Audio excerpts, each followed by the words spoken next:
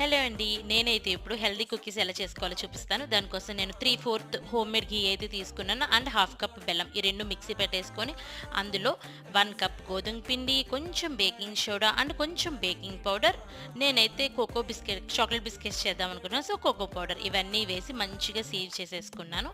ఇందులో ఎసెన్స్ కోసం అయితే నేను వెనిలా ఎసెన్స్ అయితే యూజ్ చేశాననమాట. మీ ఇష్టం. మీ చాయిస్ ఆఫ్ ఎసెన్స్ ఏసుకొని అండ్ బాగా సాఫ్ట్‌గా మిక్స్ చేసుకోవాలి. జెంటిల్‌గా చపాతీ పిండిలా గట్టిగా చేసుకోవద్దు. ఓకేనా? ఫింగర్స్ అలా స్మూత్‌గా చేసుకొని 5 మినిట్స్ రెస్ట్ ఇచ్చేసి నేనైతే ఓవెన్‌లో చేస్తున్నాను. సో, ప్యాన్‌కి మంచిగా నెయ్యి రాసి కుకీస్ అయితే పెట్టుకొని జీడిపప్పుతో గార్నిష్ చేసుకొని ఓవెన్‌లో ప్రీ హీటెడ్ ఓవెన్‌లో పెట్టుకున్నాను. మాకైతే డైరెక్ట్‌గా కుకీస్ ఆప్షన్ ఉంది. సో, అందుకే పెట్టేసాను. 15 మినిట్స్‌లో అయిపోయినాయి నాకు. స్టవ్ మీద చేసుకుంటే నార్మల్‌గా చేసుకోవచ్చు. మనం కేక్ బేక్ చేసుకున్నట్టు.